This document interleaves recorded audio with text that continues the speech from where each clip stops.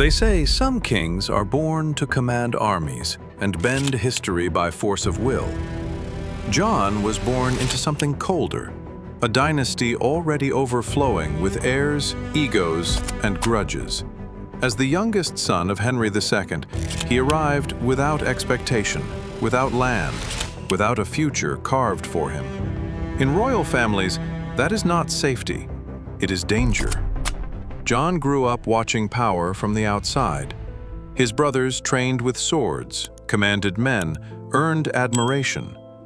John learned something else: how quickly affection turned into neglect. In his world, love was conditional, attention was currency.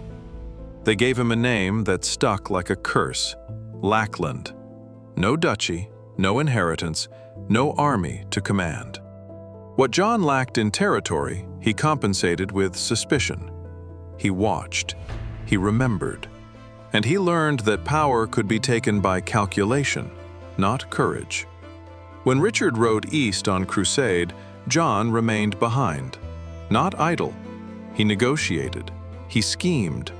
He tested loyalties like weak stone.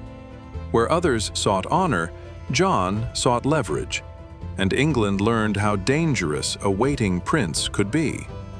Richard died suddenly. No final command, no prepared succession. The crown passed not to the best, but to the available. England did not choose John, it accepted him. John ruled as a man expecting betrayal at every turn. Taxes rose not for defense, but for control. Justice became transactional, sold to the highest bidder. The law did not break, it bent, always toward the crown. France tested him and found weakness. Normandy fell. The ancestral lands of English kings slipped away under John's watch. A king who could not protect his inheritance tightened his grip on his subjects instead. The barons resisted quietly at first. John answered loudly. Castles seized, hostages taken. Fear replaced loyalty, and loyalty never returned. The church opposed him. John responded by challenging God himself. England was excommunicated. Church bells fell silent, and the silence spread fear deeper than sound ever could. Years passed. The kingdom endured, not from loyalty, but from exhaustion. Rebellion costs blood, and John was very willing to spill it. The illusion of strength does not shatter all at once. It cracks quietly, defeat by defeat, whisper by whisper. John's authority no longer felt inevitable. It felt negotiable. And power that can be negotiated is power already bleeding. The barons did not rise for ideals. They rose because survival demanded it. A king who ignored custom, law, and balance had become more dangerous than foreign armies. This was not rebellion for freedom. It was rebellion against extinction. John called them traitors. They called him tyrant. History would agree with both, but only one accusation would matter in the end. Steel answered parchment. Castles fell. Villages burned. England slid toward civil war, not from ambition, but from accumulated injustice. Neither side could destroy the other. Victory stalled. And so they met, not on a battlefield, but on damp ground beside the Thames. John arrived furious. The barons arrived prepared. No swords drawn, only words sharp enough to wound kings.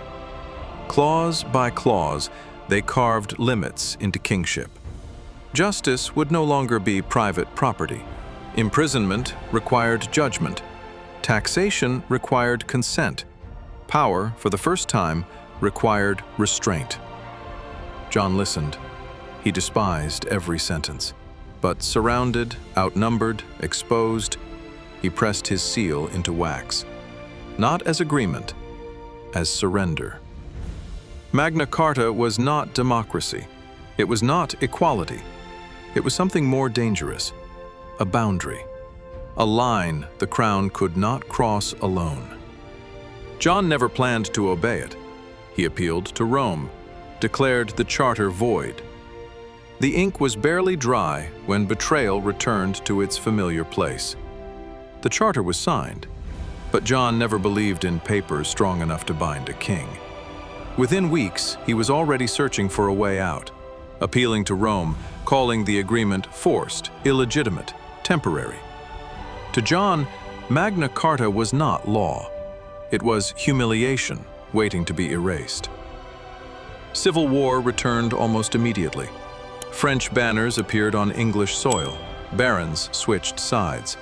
The kingdom fractured along old wounds John himself had carved. Authority dissolved, not in one blow, but in a slow, humiliating unraveling. For the first time, John looked less like a king and more like a man running out of options. Power, once taken by fear, now required belief, and belief was gone. Illness arrived without warning. No battlefield wound, no heroic struggle, just a body failing, quietly, inconveniently, as the kingdom slipped from his grasp. John died as he had ruled, distrusted, unloved, surrounded by silence. No songs followed him, no stories softened his name, only resentment and relief. But the document he tried to destroy survived him.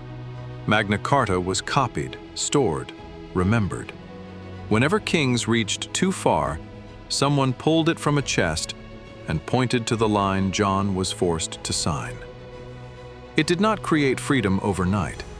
It created precedent.